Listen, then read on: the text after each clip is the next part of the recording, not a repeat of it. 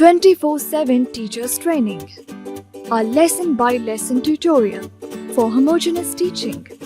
We are an EdTech textbook publisher.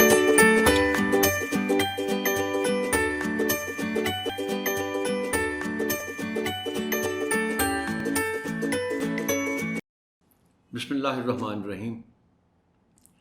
السلام علیکم محترم ٹیچر، سنو مین پبلشرز کی جانب سے خوش آمدید۔ یہ سیشن چوتھی جماعت کی اردو کے باب نمبر 8 پر ہے، جو کہ ایک نثری عبارت پر مشتمل ہے۔ عنوان ہے کیپٹن کرنل شیر خان۔ آئیے ایک نظر ڈالتے ہیں حاصلات تعلم پر۔ سبق کی تکمیل کے بعد طلبہ اس قابل ہو جائیں گے کہ عبارت کا مقصد سمجھتے ہوئے درست تلفظ کے ساتھ روانی سے پڑھ سکیں۔ نظم و نثر یعنی بلند خوانی اور خاموش مطالعہ دونوں، لاؤڈ ریڈنگ اور سائلنٹ ریڈنگ، پڑھ کر سوالات کے جوابات دے سکیں، املا کو صحت کے ساتھ تحریر کر سکیں، اپنے مشاہدات اور خیالات کو مربوط، رواں اور موزوں انداز میں لکھ سکیں، اعراب کی تبدیلی سے معنی کی تبدیلی کو پہچان سکیں، اور رموز اوقاف یعنی پنکچویشن جس کو ہم کہتے ہیں، اس میں کوسین کا درست استعمال کر سکیں۔ بچوں کو عبارت کے عنوان تک لے جانے کے لیے اور ان کی کتابیں کھلوانے سے پہلے آپ ایک موزوں تمہید اٹھائیں گے، عبارت کے عنوان کا اعلان کریں گے اور پھر کتابیں کھلوائیں گے۔ تمہید اٹھانے کے لیے درج ذیل نکات پیش ہیں، تاہم یہ حرف آخر نہیں ہے۔ بہتر سے بہتر تمہید کے لیے آپ کی فکری جستجو جاری رہنی چاہیے۔ درج ذیل سوالات کی مدد سے تمہید اٹھائیں۔ ہمارے وطن کی سرحدوں کی حفاظت کس کی ذمہ داری ہے؟ بچے یقیناً اس کا جواب فوراً دے پائیں گے، تاہم اس کا ایک ہی جواب سامنے آتا ہے کہ وطن کی سرحدوں کی حفاظت فوج کی ذمہ داری ہے، پاک فوج کی ذمہ داری ہے۔ وطن کی خاطر سب سے بڑی قربانی کون سی ہے؟ اس پہ بھی زیادہ شاید بچوں کو سوچنا نہیں پڑے گا۔ چوتھی جماعت کے بچے ہیں، اس کا ایک ہی جواب ہے کہ وطن کی خاطر سب سے بڑی قربانی جان کی قربانی ہے۔ جان سے قیمتی تو کوئی چیز نہیں ہے۔ وطن کی خاطر لڑتے ہوئے جان دینے والے کو کیا کہتے ہیں؟ یعنی ہم مسلمان۔ وطن کی خاطر لڑتے ہوئے جان دینے والے کو شہید کہا جاتا ہے۔ فوج کے کسی شہید کو دیا جانے والا سب سے بڑا اعزاز کون سا ہے؟ اس کا جواب مجھے یقین ہے کہ بچے دے پائیں گے، اس لیے کہ اس سے پہلے اس اعزاز کے حوالے سے وہ کچھ پڑھ چکے ہیں۔ راشد منہاس شہید پر کوئی باب ضرور ہے۔ میرا خیال ہے کہ بچوں کو معلوم ہوگا کہ اعزاز کون سا ہے۔ نشان حیدر۔ کیا آپ کسی نشان حیدر کا اعزاز حاصل کرنے والے کا نام بتا سکتے ہیں؟ چونکہ راشد منہاس کا ذکر ہو چکا ہے اس سے پہلے کسی باب میں، جس کا رینک تھا پائلٹ آفیسر؟ تو یہ اس سوال کا جواب ہے کہ یوں تو اور بھی بہت سے نام ہیں جن میں سے کچھ ہو سکتا ہے بچے بتا پائیں، لیکن یہ بھی ایک نام ہے، آپ بتا سکتے ہیں کہ وہ چونکہ سب سے کم عمر فوجی ہے پاکستان کا جس کو نشان حیدر کا اعزاز ملا تھا، تو اس کے جوابات میں سے ایک جواب ہے پائلٹ آفیسر راشد منہاس۔ درجہ بالا سوالات پر مبنی گفتگو کے نتیجے میں بچوں کو باب کے عنوان تک لے جائیں۔ تمہید کے بعد آپ بچوں کو بغور سننے کی تاکید کے ساتھ عبارت کی قرأت کریں۔ آپ کے لیے میں قرأت کرتا ہوں۔ Captain colonel Sher Khan. شیر خان 1 جنوری 1970 کو ضلع صوابی کے ایک چھوٹے سے گاؤں میں پیدا ہوئے۔ آپ کے دادا نے آپ کا نام کرنل شیر خان رکھا تھا کیونکہ وہ پاک فوج کے ایک نہایت دلیر کرنل شیر خان کی بہادری سے بہت متاثر تھے، جنہوں نے 1947 میں کشمیر کے ایک حصے کو آزاد کراتے ہوئے بھارتی فوج کے چھکے چھڑا دیے تھے۔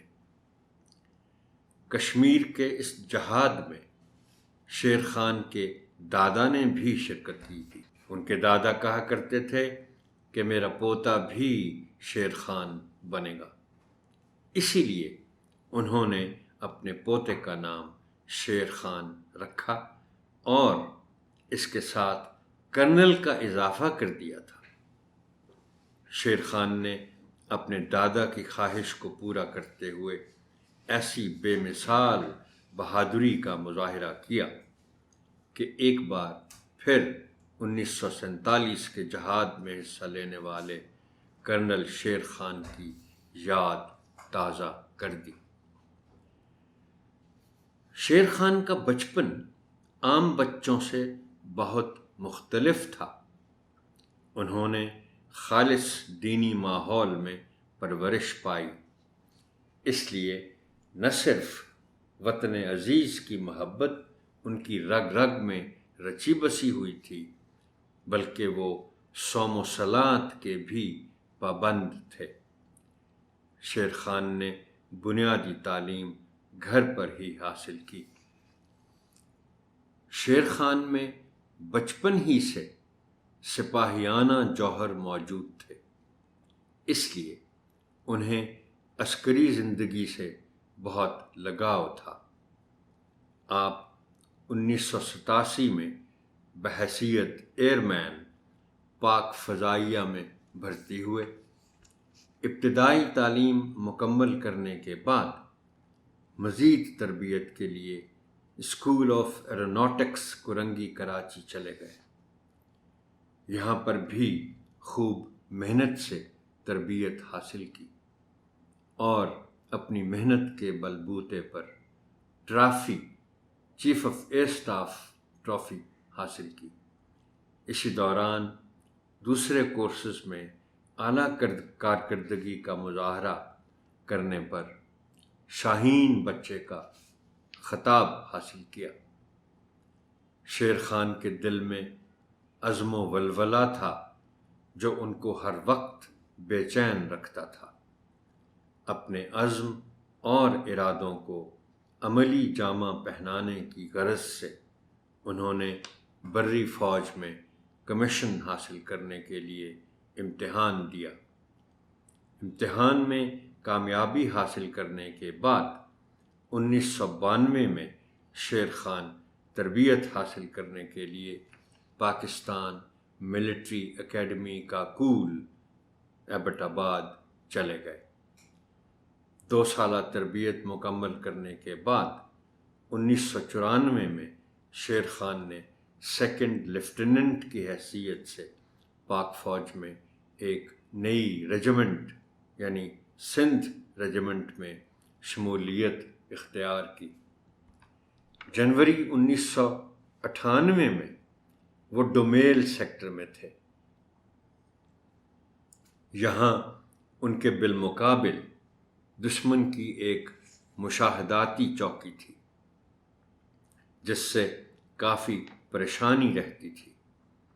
شیر خان کو جو ہی موقع ملا اس نے دشمن کی اس چوکی پر قبضہ کر لیا اور اپنی پوزیشن مزید مضبوط کر لی۔ شیر خان نے اپنی پیشہ ورانہ زندگی کا آخری مگر ناقابل فراموش مارکہ 1999 کی کارگل کی جنگ میں سر کیا۔ انہوں نے 17,000 فٹ کی بلندی پر 5 چوکیاں قائم کیں اور ان کا دفاع کرتے رہے۔ 5 جولائی 1999 کو بھارتی فوج نے ان میں سے ایک چوکی کے کچھ حصے پر قبضہ کر لیا۔ شیر خان نے تمام مشکلات کے باوجود چوکی کے اس حصے پر نہ صرف دوبارہ قبضہ کیا بلکہ دشمن فوج کا پیچھا کیا اور اس پر بھرپور حملے کیے۔ ایسے ہی ایک حملے کے دوران گولیوں کی بوچھاڑ نے ان کا سینہ چھلنی کر دیا اور وہ شہید ہو گئے۔ اس عظیم کارنامے پر حکومت پاکستان نے بعد از شہادت شیر خان کو فوج کے سب سے بڑے اعزاز نشان حیدر سے نوازا۔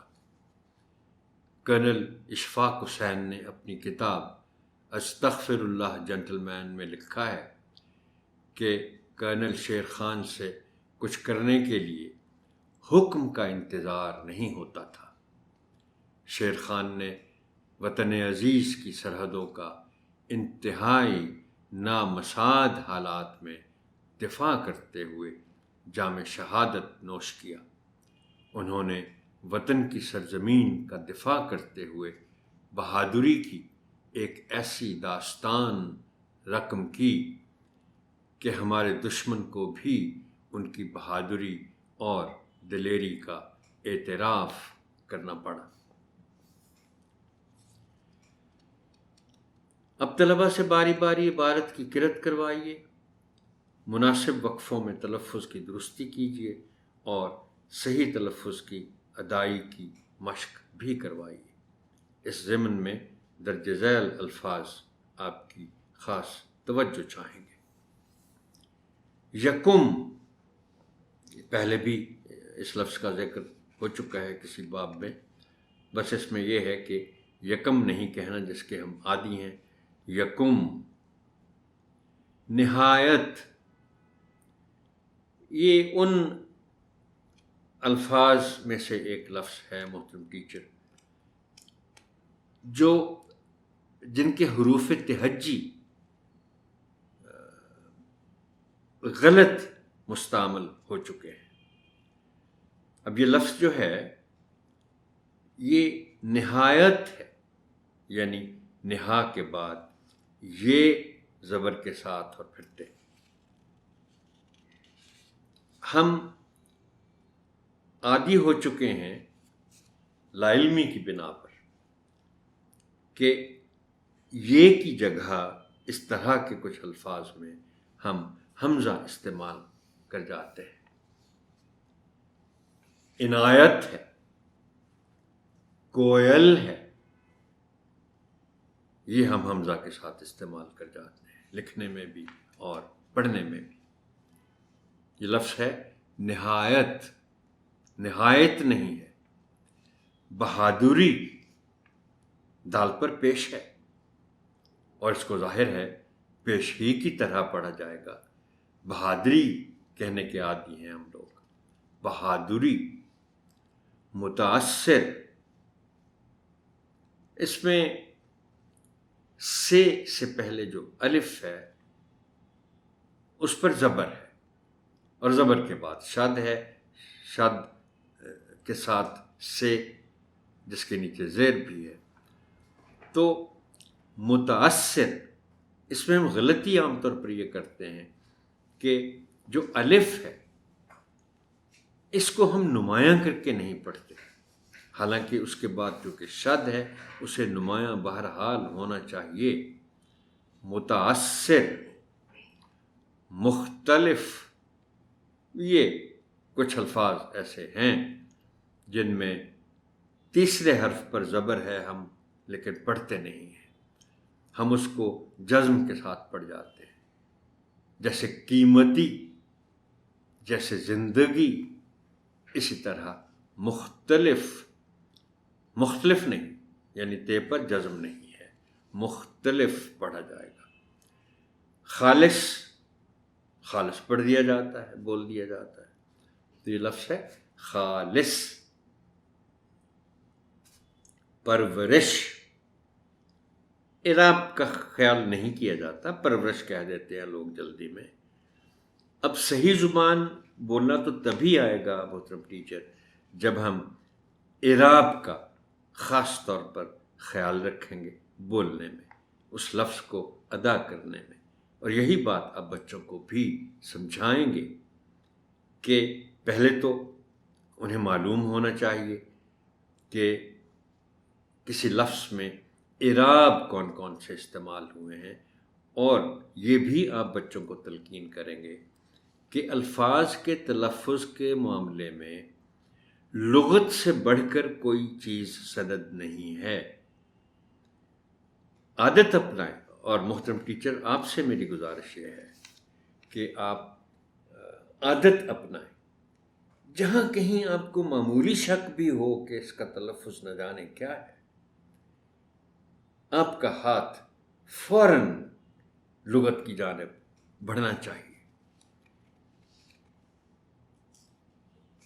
وہ ٹیچر ٹریننگ میں آپ کو بڑی دلچسپ بتاؤں کہ ہم بعض اوقات کہتے ہیں ٹیچرز کو، ایک فریز استعمال کرتے ہیں انگریزی میں کہ لرن ٹو ڈاؤٹ، پہلے تو شک کرنا سیکھیں کہ یہ صحیح ہے یا غلط، اور اس کے بعد پھر لغت کا استعمال کرنا کی عادت بنائیں۔ اس میں ظاہر ہے پھر اتنے پہلو ہیں جن کا ہمیں پہلے سے علم بھی نہیں ہوتا۔ عسکری، عسکری نہیں، عسکری۔ بلبوتا، بلبوتے پر۔ عملی، عمل سے عملی۔ غرض، دفاع، دال کے نیچے زیر ہے۔ حکم، اس کا اور اس جیسے بہت سے دیگر 3 حرفی الفاظ کا کئی ایک مرتبہ میں ذکر کر چکا ہوں جس کے درمیانی حرف پر جزم ہے، مگر ہم اس کو تبدیل کرتے دیتے ہیں زبر یا پیش کے ساتھ۔ نامساعد، یہ عام استعمال کا لفظ تو نہیں ہے لیکن پھر بھی معلوم ہونا چاہیے۔ میں خود اس کو کئی مرتبہ غلط پڑھ جاتا ہوں، اور پڑھنے کے بعد پھر احساس ہوتا ہے کہ غلط پڑھ دیا گیا ہے۔ اس میں زیادہ تر جو غلطی کا امکان ہے وہ یہ ہے کہ میم پر پیش کی بجائے آپ زبر استعمال کرتے ہوئے پڑھ جائیں گے۔ نامساعد، نامساعد، میم پر پیش ہے، نامساعد۔ طلبہ کو مشکل الفاظ کے معنی بتائیے، سمجھائیے اور تختہ تحریر پر لکھیے۔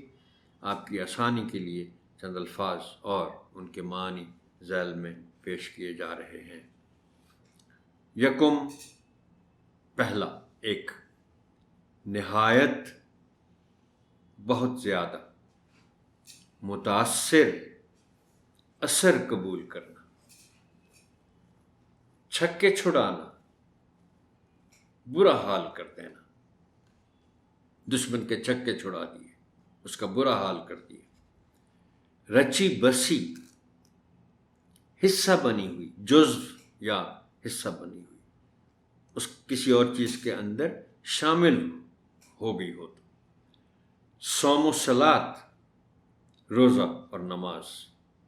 عربی کے الفاظ سے یہ مرکب لفظ بنا ہے۔ صوم روزے کو کہتے ہیں، صلاۃ نماز کو کہتے ہیں، اور صوم و صلاۃ ہوا روزہ نماز۔ اردو میں عام طور پر اس کو نماز روزہ کہا جاتا ہے۔ جوہر، قابلیت۔ اب دیکھیں الفاظ کے معنی۔ اس سے پہلے، اب مجھے یاد نہیں ہے، شاید تیسری جماعت میں یہ باب تھا یا کسی اور جماعت میں، جو مولانا محمد علی جوہر کے بارے میں تھا، اس میں مجھے یاد ہے کہ لفظ جوہر کے معنی جو میں نے بتائے تھے وہ تھے ہیرا، ڈائمنڈ۔ لیکن اب یہاں آپ ایک اور معنی دیکھ رہے ہیں، قابلیت۔ یہ وہی بات ہے کہ ایک لفظ کا صرف ایک معنی نہیں ہوتا، اور یہ پھر ہم کرتے کیا ہیں؟ ہم وہ سیاق و سباق دیکھتے ہیں، متن پڑھتے ہوئے پھر ہم سوچتے ہیں کہ اس جملے میں اس لفظ کے کیا معنی ہوں گے۔ اب جب ہم نے وہ سبق پڑھا تھا تو اس کے معنی تھے ہیرا۔ یہاں جوہر کے معنی ہیں قابلیت، عسکری، فوجی، لگاؤ، پیار، بلبوتا، زور، طاقت۔ عملی جامہ پہنانا، ویسے جامہ کا مطلب لباس ہوتا ہے، کہ آپ عملی طور پر کسی کام کو کر دیں تو پھر محاورتاً اس کو کہیں گے، وہ کام جس کو پورا کر دیا گیا ہے کہ اس کو عملی جامہ پہنا دیا گیا۔ غرض، مقصد، ارادہ۔ بری فوج، بر کے معنی خشکی کے ہیں، اور بری فوج ہو گئی جو خشکی پر لڑتی ہے، زمین پر لڑتی ہے، اور اسے آرمی کہتے ہیں۔ بالمقابل، سامنے۔ مشاہداتی چوکی، مشاہدہ کرنا، دیکھنا۔ ایک پوسٹ ہوتی ہے ذرا اونچی جگہ پر بنائی جاتی ہے جہاں سے دشمن پر اور دشمن کی حرکات پر نظر رکھی جاتی ہے۔ سو مشاہداتی چوکی کا مطلب ہوا دشمن پر نظر رکھنے کے لیے اونچی جگہ۔ ناقابل فراموش، جسے بھلایا نہ جا سکے۔ نامساعد، ناموافق۔ رقم کی لکھی، اور اعتراف، ماننا، تسلیم کرنا۔ بند کتابوں کے ساتھ پہلے آپ عبارت کا مفہوم بیان کریں اور پھر طلباء کو خاموش قرأت کا وقت دیں۔ اس کے بعد ان کی کتابیں بند کروا کر منتخب بچوں کو عبارت کا مفہوم بیان کرنے کے لیے کہیں۔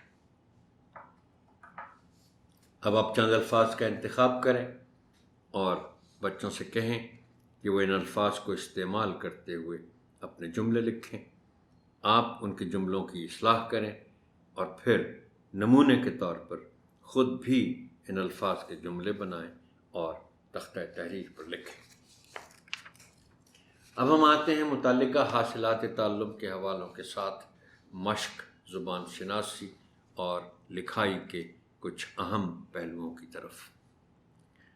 سرگرمی ہے کوسین کا استعمال۔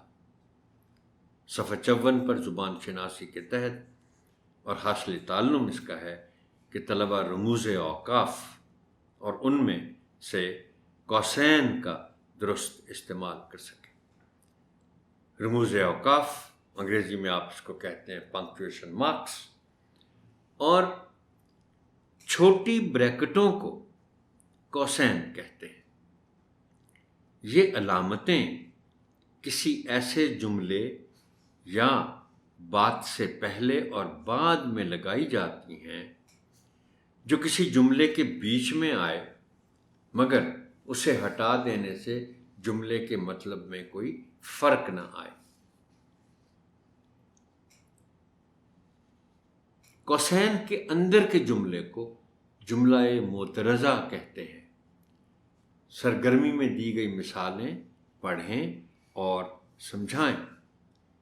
اب دیکھیے، یہ جو سرگرمی ہے جس میں لکھا ہے کہ دیے گئے جملوں کو غور سے پڑھیں. اب آپ پہلا جملہ لے لیں. ہم ان تینوں جملوں کو پڑھیں گے کہ راشد بریکٹس میں یعنی کوسین میں ہے میرا دوست آج اسکول نہیں آیا. محترم ٹیچر، بچوں کو سمجھانے کے لیے آپ ضرور ان کو بتائیں گے کہ یہ ایک اضافی ذکر ہے جس میں بتانا مقصود ہے. ویسے اصلی بات تو یہی ہے کہ راشد آج اسکول نہیں ہے یا آیا، اسی لیے کہا گیا کہ اس کو ہٹانے سے کوئی فرق نہیں پڑتا جملے کی تصحیح میں. لیکن یہ مناسب خیال کیا گیا کہ بتا دیا جائے کہ راشد کون ہے. راشد میرا دوست آج اسکول نہیں آیا. بابر اعظم کا آج کل بہت چرچا ہے. اب بریکٹس میں یعنی کوسین میں، بریکٹس کو کوسین کہیں گے ہم، اس میں یہ لکھ دیا گیا کہ پاکستانی بلے باز ہے وہ. انور صاحب مرحوم سے ہمارے پرانے تعلقات تھے. اب آپ لفظ مرحوم کو نکال بھی دیں اس میں سے کوسین سمیت تو جملہ بالکل درست رہے گا. لیکن یہ بتانا مناسب خیال کیا گیا کہ انور صاحب فوت ہو چکے ہیں. تو آپ اسی طرح بچوں کے لیے اس کی وضاحت کریں اور ان کو تاکہ یاد رہے کہ یہ کوسین کا اس طرح استعمال کیسے ہوتا ہے. اب یہ نوٹ بھی ہے آخر میں نے آپ کے لیے لکھا ہوا ہے کہ جملہ معترضہ یعنی کوسین کے بیچ میں جو چیز ہے، جو بات ہے، اس کا استعمال کم سے کم کرنا چاہیے. یہ سیشن یہاں تک ہی محترم ٹیچر. آپ کی سماعت کا شکریہ. اللہ حافظ ناصر.